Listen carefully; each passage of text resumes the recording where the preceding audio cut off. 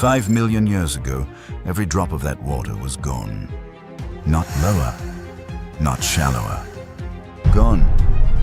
The Mediterranean, every stretch of it you've ever seen on a map, ever flown over, ever sailed across, was a dry, blistering pit 2.5 miles deep. Bone dry, baking in the sun, a dead world at the bottom of the earth, where the only sound for 1,000 miles was the wind dragging across a desert of salt. This isn't a theory somebody dreamed up. We have the rock. We have the bones. We have the proof. The Mediterranean Sea, the cradle of half the world's history, really did vanish off the face of the planet. And then it came back in one of the most violent events the Earth has ever produced. It all came down to a single morning. One day, a crack appeared in a wall of rock at Gibraltar. How do you drain an entire ocean? It sounds impossible. But the Earth did it. Slowly, patiently, over the better part of 2 million years. And to understand how, you have to picture something almost no one ever has. Imagine draining a bathtub the size of a continent. Then imagine leaving it out in the Saharan sun, not for a summer, not for a lifetime, but for 2 million years. What's left at the bottom isn't a beach. It's a hell on Earth. Salt flats stretching out as far as the eye can see, more than 2 miles below the level of today's ocean. Temperatures down on that basin floor that may have climbed past 175 degrees Fahrenheit in summer. Air so thick with salt and heat that the edges of your vision would shimmer and blur. And here's the part that'll stop you cold. That dead sun-cracked pit is exactly where Rome sits today, and Barcelona, and Athens. Pull up a map of the Mediterranean in your mind. Every city you'd ever want to visit on that coastline was, back then, perched on the rim of an enormous abyss. The whole sea was simply missing. So how did this happen? Geologists call it the Messinian Salinity Crisis. The science behind the name is simple enough. The continents are always drifting, an inch or two a year, and around 7 million years ago that drift pinched the Mediterranean shut. The narrow doorway to the Atlantic, what we now call the Strait of Gibraltar, squeezed closed, and a sea with no way to refill itself, sitting under a desert sun, does only one thing. It evaporates. Year after year, century after century, until there's nothing left but salt and silence. But a dry sea floor isn't just an empty stage, because when the water vanished, something extraordinary opened up. A bridge. For the first time in millions of years, you could walk from Africa to Europe on dry land. 2 solid land corridors, one through what's now Spain, one through Morocco, joined the continents together. And this wasn't a trickle of a few lost animals wandering across. This was a continent-scale stampede, a reshuffling of life on a scale we can barely imagine today. Think of the famous land bridge that once joined Asia to Alaska, the one that let the first people walk into North America. Except this one ran straight through one of the most crowded, biologically rich corridors on the planet. And it stayed open for something like 600,000 or 700,000 years. Long enough for whole dynasties of animals to rise, rule, and vanish. So who walked the Dead Sea floor? Picture herds of small 3-toed horses called Hipparion, no bigger than a large dog, moving across the cracked basin in the thousands, drifting from one freshwater oasis to the next. Their fossils turn up across the entire former sea bottom. They were, quite literally, everywhere. And where there's a herd, there's a shadow. Stalking those horses was one of the largest saber-toothed cats that ever lived, Amphimachiridus, with curved canine teeth longer than your hand. It didn't even need to be fast. The basin did the hunting for it, funneling every thirsty animal toward the same handful of waterholes. For a predator, that wasn't a hunting ground. It was paradise. A killing field where the prey came to you every single day because they had no choice. they had to drink. But the animal that should give you chills is the smallest one. Among the creatures crossing that bridge out of Africa were the ancestors of the Barbary macaque, a monkey. They climbed up out of the dry basin and into Europe. And their great-great-great-grandchildren are still there. Today, on the Rock of Gibraltar, there is a troop of wild monkeys, the only wild monkeys in all of Europe. Tourists feed them. Tourists photograph them every single day, usually without the faintest idea what they're looking at. Because those monkeys are sitting on a rock, gazing out at 900 meters of open ocean. And their ancestors walked across that gap on dry land, where 3,000 feet of seawater now churns. The footage you've seen of those famous Gibraltar monkeys, it was filmed directly above an ancient highway of bones. Stand where they sit, and the Dead Sea floor is right beneath your feet. The basin had been dry for nearly 2 million years. Life had moved in, adapted, made itself at home in a world at the bottom of the earth. And nothing suggested it was about to end. But up on the high ground, something even stranger was taking shape. When the sea drained away, it didn't leave a flat, even floor. The tallest underwater mountain peaks were left standing, poking up out of the dry basin like islands rising from a sea of salt. And these weren't ordinary mountaintops. They were the future Sicily, Sardinia, Crete, Malta, Cyprus.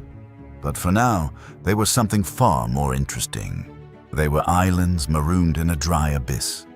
And islands, it turns out, are where evolution does its weirdest work. Here's the rule, and once you know it, you'll see it everywhere. When a big animal gets stranded on an island with limited food and no large predators to fear, evolution does some cold, hard math.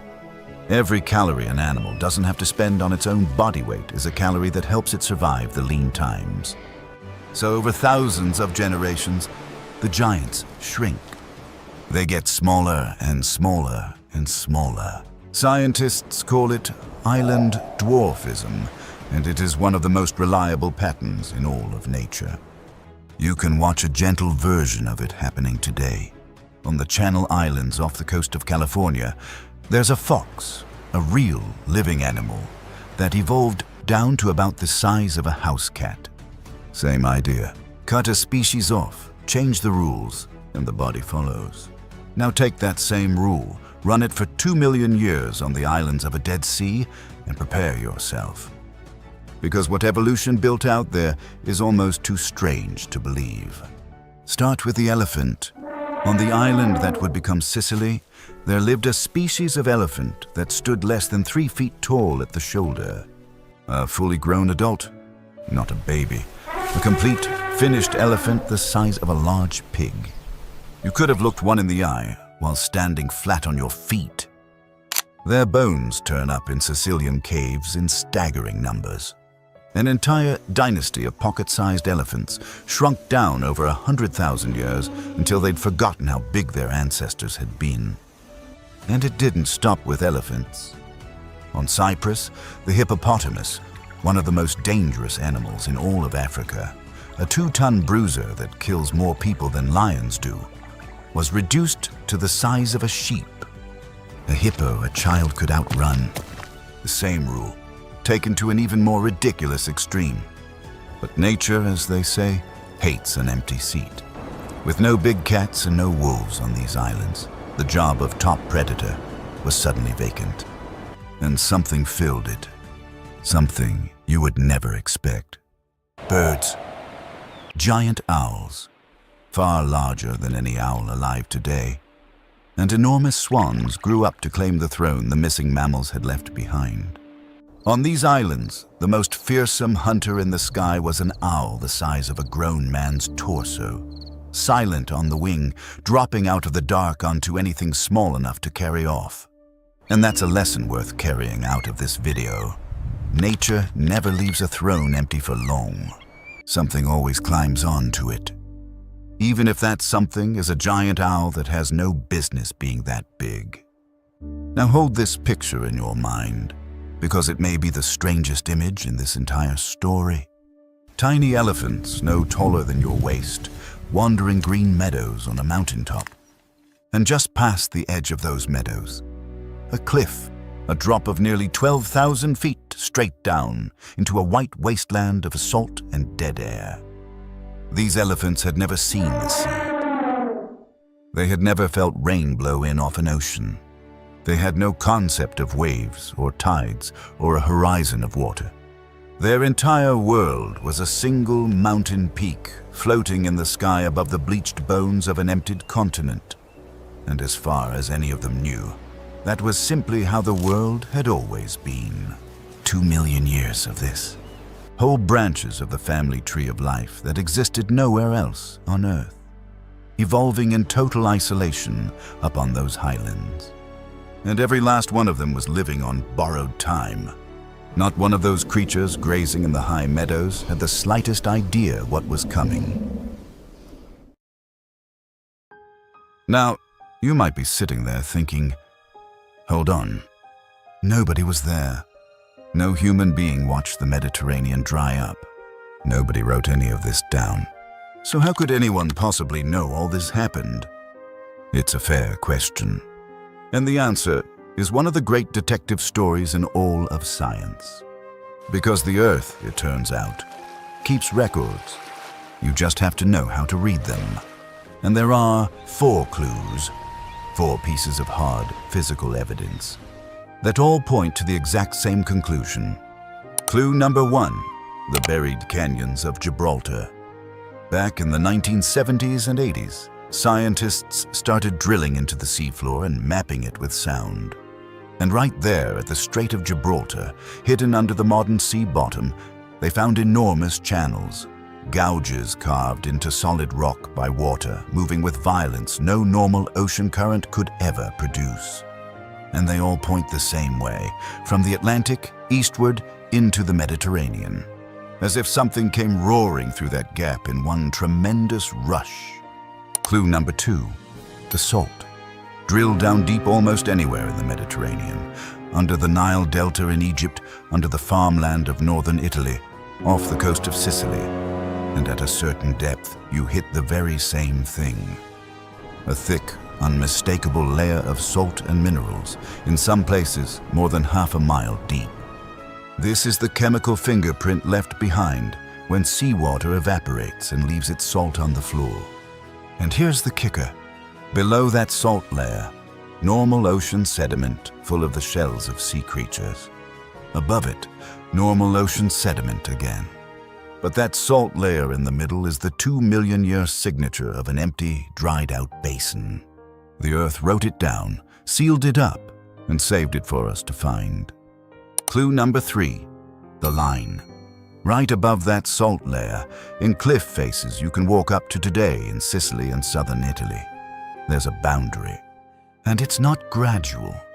There's no slow, gentle return of the sea. It's just salt and silence, and then bang, deep ocean. Geologists call it the Zanclean boundary. Imagine reading a sentence that stops dead in the middle of a word, and then picks right back up in a completely different language. A geologist can stand at that cliff and put one hand flat on the exact moment the Mediterranean came back.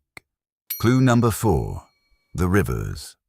The great rivers that empty into the Mediterranean, the Nile, the Rhone, once carved their valleys, down, down, down, chasing a sea that was thousands of feet below where it sits today. The ancient canyon of the Nile, now buried under miles of mud and modern cities, only makes sense if the sea it was racing toward had nearly vanished. There are grand canyons buried beneath the streets of the living world. In 2009, a team of scientists led by a researcher named Garcia Castellanos pulled all of this together and published it in the journal Nature, the most respected science journal on Earth. Think of it as the detective finally laying every clue out on the table and saying, here's what happened, and here's how we know. And the verdict was unanimous. The evidence doesn't just suggest a flood. It practically demands one. 4 separate trails, found by different people in different places, all leading to the same spot. About 5 1/3 years ago, the Atlantic Ocean broke through at Gibraltar and took the Mediterranean back. The only question left, the one that still has scientists arguing to this day, is a simple one. How fast? Picture the day before it happened. On one side of a narrow wall of rock at Gibraltar, the Atlantic Ocean. Calm, normal, tides rolling in and out the way they always had. A blue, ordinary sea doing nothing in particular. On the other side of that wall, nothing. An abyss, a dry pit 2.5 miles deep, running all the way from Spain to the coast of Lebanon. The biggest hole on the face of the planet. Now think about what that means. On one side, an entire ocean. On the other side, empty space far below it.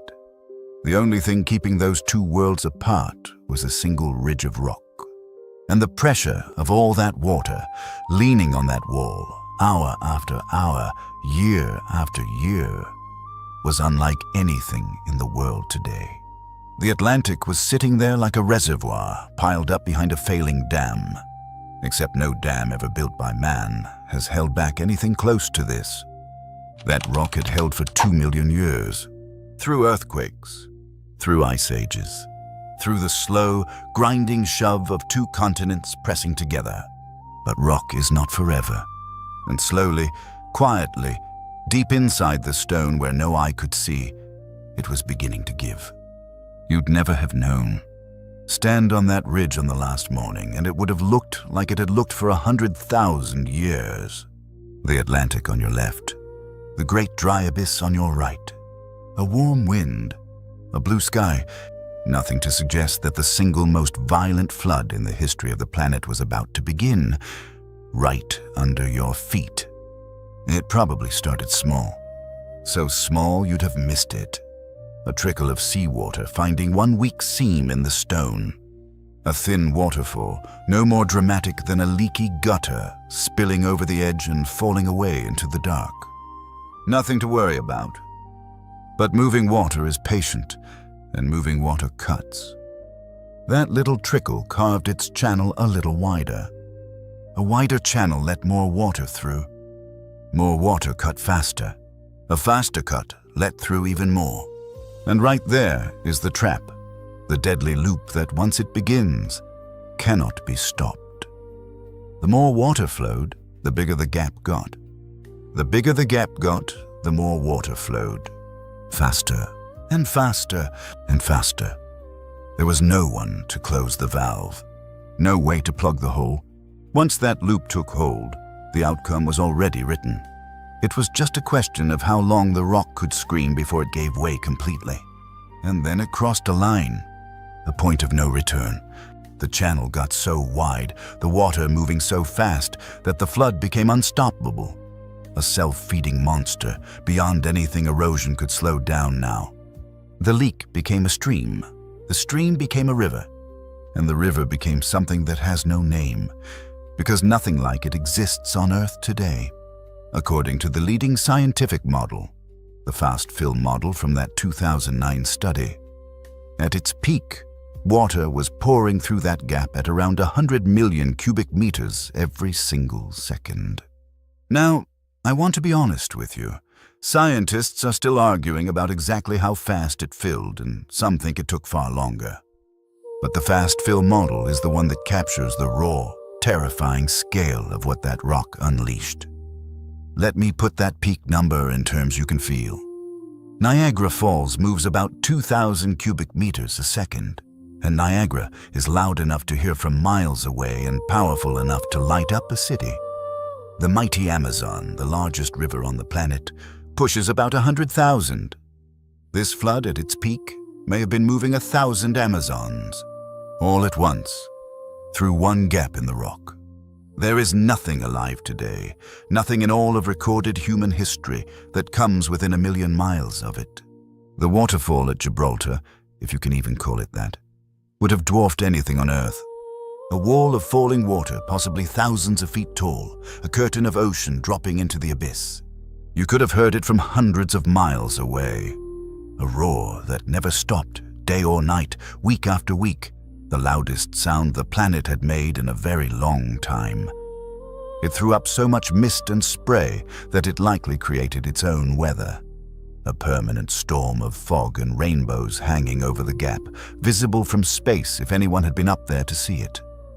And the rock beneath it eroded so fast that you could have watched the landscape physically change from one week to the next, great slabs of stone collapsing into the torrent and vanishing downstream. And down on the basin floor, 2 million years of life ran out of time. The little three-toed horses, the Hipparion, had grazed those salt flats for 1,000 generations. At first, maybe it was just a thin sheet of brine spreading across the ground. Strange, new, but it didn't stop. And in the fast-fill model, what had been dry land for 2 million years went under hundreds of feet of water in a matter of weeks. The horses had nowhere to run. The walls of the basin were hundreds of miles away and thousands of feet straight up. There was no high ground. There was no escape. There was only the rising water. Up on the islands, the dwarf elephants watched the sea climb toward their meadows. At first it must have looked like nothing, a shimmer of water far below, where there had only ever been salt. But it rose. Their islands began to shrink. The shoreline crept up the slopes day after day, and the animals were pushed higher and higher, crowding onto the high peaks, packed tighter and tighter as the water kept coming. And then the peaks went under too. 2 million years of evolution. Those impossible little elephants, the giant owls, the hippos the size of sheep, an entire caste of creatures found nowhere else on Earth, ended not with a predator and not with a disease, but with a quiet, relentless flood that simply rose until there was nothing left to stand on. The last dwarf elephant on the last peak watched its whole world disappear beneath the waves. And the great saber-toothed, the king of that lost world, its prey was gone, drowned or scattered to the four winds. The land bridge that had fed an entire continent of animals was vanishing beneath the water, foot by foot, hour by hour. The killing field was a sea now. It was the apex predator of a kingdom that no longer existed, the last king of a country that had sunk beneath the ocean. How long did it all take? Maybe months, maybe much longer. The scientists are still arguing, and they should be. But however long it took, when the water finally stopped rising, the verdict was the same. Nothing that had lived down in that basin for 2 million years remained. Not one creature. The Mediterranean that the Romans would one day sail, that cruise ships crossed today. That sea was born in a single, catastrophic act of violence. The Atlantic had come to take back what was its. When the roar finally died down and the water settled, the Mediterranean was full again. But it was not the same sea it had been before. It was saltier, because all that salt left behind on the basin floor dissolved straight back into the incoming water. It was warmer, because the Atlantic was pouring into a giant pit that had been soaking up desert sunshine for 2 million years. And it was empty, not of water, of life.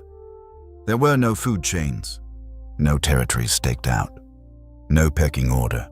The whole sea was a blank page, waiting for someone to write on it. And for the animals of the Atlantic, that blank page was the opportunity of a lifetime. A brand new ocean, warm and rich, with no competition and no rules. The doors were wide open. The very first to move in were too small to see. Within just a few decades, a blink of an eye in geology, tiny floating plants called plankton exploded across the sunlit surface. We know this for a fact because they left their shells in the rock. Right above that hard Zanclean line, the fossils of these little creatures appear suddenly, all at once, in staggering numbers. This was the Mediterranean's first sunrise. You'd never have seen it with the naked eye. But it was the foundation everything else would be built on.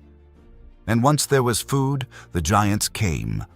In the hills of northern Italy, in a region called Piedmont, there's a place you can visit, a graveyard of whales.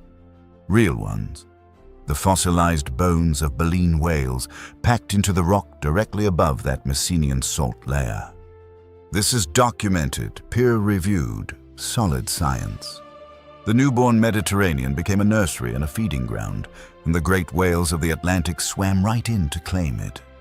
A whale graveyard sitting in the Italian hills that you can find on a map. There may have been an even bigger visitor. Megalodon, the largest shark that ever lived, with a jaw you could stand up inside. Now, I want to be straight with you, because you deserve the real story. Megalodon didn't go extinct until well after the flood, so the timing works, and shark teeth have indeed turned up in Mediterranean sediments. So the careful, honest way to say it is this. The fossil evidence suggests Megalodon may have entered this new, warm, food-rich sea. We can't put a camera on it, but the door was open, the dinner bell was ringing, and the evidence is intriguing. And then there's the one that'll stay with you. There is a seal alive, today called the Mediterranean monk seal. It is one of the rarest animals on the entire planet. Only around 800 of them are left, scattered along a few quiet coves and sea caves. And every single one of them is a direct descendant of Atlantic seals that swam in through the Gibraltar breach all those millions of years ago, the moment the door first opened. Think about that the next time you see one hauled out on a rock in the sun. That seal is a living survivor of the flood. The whole story, the dry abyss, the breaking rock, the 1,000 Amazons, is written right there in its blood. It made it. Its family never left. The old island creatures hung on for a while. The dwarf elephants and tiny hippos, the giant owls and swans, still clinging to what were now coastal mountains. But the world had changed the rules on them again.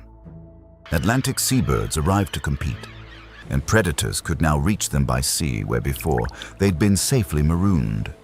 The flood didn't finish them off, but it set the stage for a slow second extinction. This time, the killer wasn't water, it was competition. And here's a thought to leave this chapter on. 5 1/3 million years ago, while all of this was happening, our own ancestors, the early relatives of humankind, were already walking around in Africa. Not people, not yet, but the lineage that would one day lead to us was alive and watching the world change. The most violent flood the Mediterranean has ever known happened within the family tree that eventually produced you and me. Our ancestors' may well have felt the climate shift far away across the continent as that sea came roaring back to life. The Mediterranean that rose out of that flood was younger than the civilizations it would one day cradle. And in just 5 million more years, barely a heartbeat for this old planet, its shores would hold Egypt. Greece, Rome, Carthage. The flood didn't just refill a sea. It set the table for the entire ancient world. So let me leave you with this. It would be easy to file all of this away as ancient history. Something that happened 5 million years ago, a long way off, with nothing to do with you or your life. But that would be exactly backwards. Because that flood is the reason the Mediterranean is even there. And the Mediterranean is the reason for almost everything that came after. Every great civilization that built the world we live in, the Egyptians, the Phoenicians, the Greeks, the Romans, the Ottomans, rose up on the shores of a sea that only exists because of a geological accident at Gibraltar. Their ships, their trade, their wars, their gods, their cities, all of it sat on the edge of water that hadn't existed a geological moment earlier. Take away the Zanclean flood, and there's no Mediterranean. No Roman navy. No trade routes carrying grain and gold and ideas from one end of the world to the other. No Athens, no Alexandria, no Rome. That flood isn't before history. It's the foundation history was built on. Pull it out, and the whole story we tell about ourselves collapses. And here's the part that ought to keep you up tonight. The Strait of Gibraltar is, in the long view, a young and fragile thing, and it is not finished moving. Africa is still grinding northward into Europe, an inch or two a year, the same slow shove that built the Alps. The strait is slowly, measurably closing. Give it enough time, many millions of years, but on a planet this old, that's just around the corner, and that doorway to the Atlantic may shut again. The sea would begin to evaporate again. The basin would dry out again. And then, one day, the rock would fail again. And all of it. The abyss, the breach, the 1,000 Amazons would start over. The Zanclean flood is not a finished story in a dusty book. It's the current chapter of something that has no ending. The Mediterranean, you know, the one on the postcards, is a temporary feature. 5 million years young on a planet that's been around for 4.5 billion.